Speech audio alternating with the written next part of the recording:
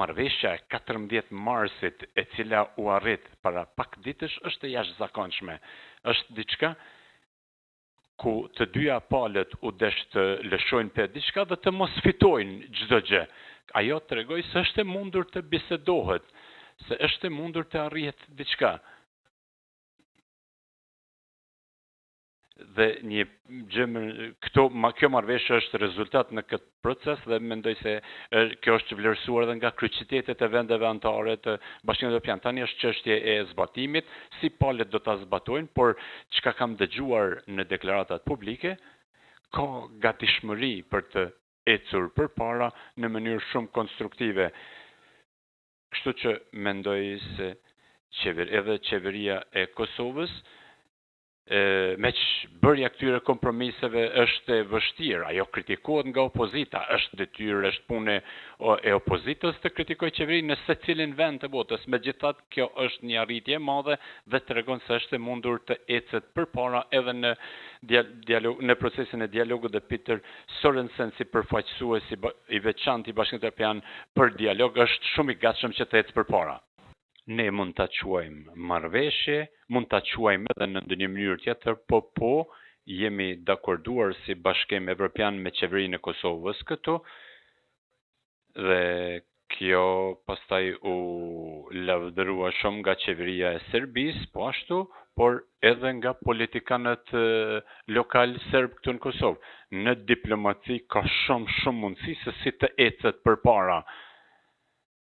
A duhet vetëm që të bësh një fotografi që një burrë dhe një grua janë të ulur në një sallë dhe duke i shtrënguar duart e tjetrit, kjo është një mënyrë, por ka edhe shumë mundësi se si kjo mund të funksionojë. Puna e diplomatëve nuk është e lehtë me u sqaru fare, sepse ajo çfarë bëjmë ne nuk është e dukshme. Puna e politikanëve, ajo shihet. Dhe çfarë ne bëjmë, u ndihmojmë politikanëve që të zgjidhin problemet në mënyrë më të mirë të mundshme. Ne kemi arritur një marrëveshje se si do të zbatohet ligji për të huajt. Diçka që ishte shtyr 2 herë, e dini nga ana jonë, nëse shohim që ka ndonjë problem, më pastaj mund të kthehemi dhe të themi, okay, ju lutem shtyni prap. Shtyni prap, nënkuptoni se ta shtyni derisa ta zgjidhni problemet. Nëse ka probleme, ne kuptojmë se gjatë këtij procesi ka pasur disa probleme.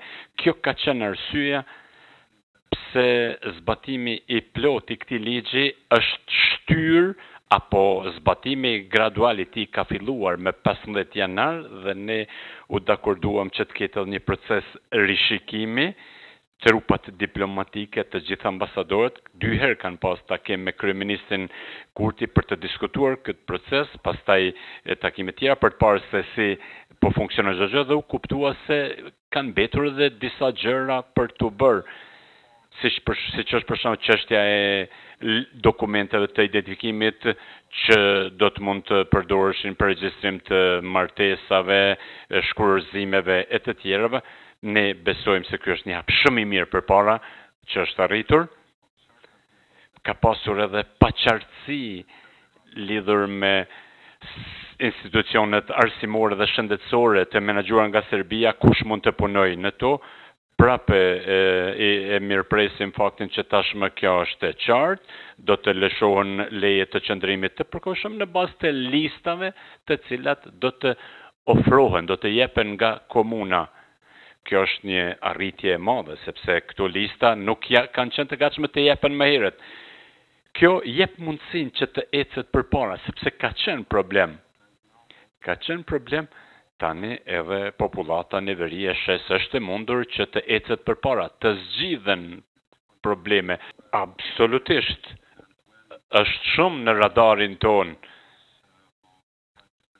Kur ishte konferenca e shtypit mes kryeministit Kurtit dhe përfaqësuesit të veçantë Peter Sorensen, ai e përmendi se BE-ja i ka mbjell farat e veprimeve të kryeministit Kurti për integrimin e institucioneve shëndetësore dhe arsimore të menaxhuara aktualisht nga Serbia në konsultim të ngushtë me komunitetet serbe pa i çrregulluar apo ndërprerë shërbimet dhe në bashkëpunim të ngushtë me përfaqësuesin e veçantë të Bashkimit Evropian, pra përmes dialogut. Po, absolutisht, jemi të përfshirë, e dim se ky informacion ka dalë, dhe ajo çka është po ashtu e jashtëzakonshme, kjo temë pothuaj ka qenë tabu para një viti.